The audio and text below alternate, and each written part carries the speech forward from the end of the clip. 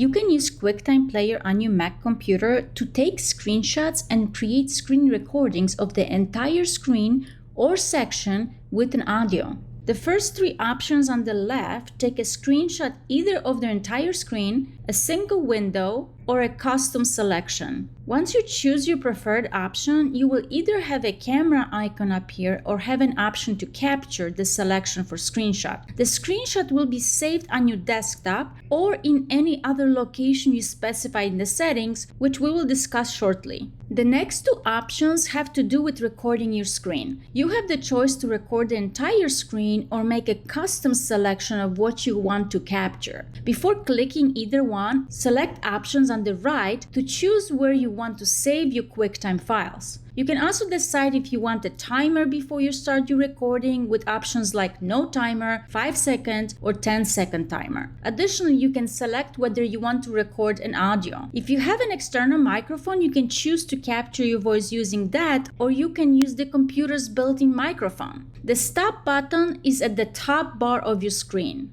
Thanks so much for watching.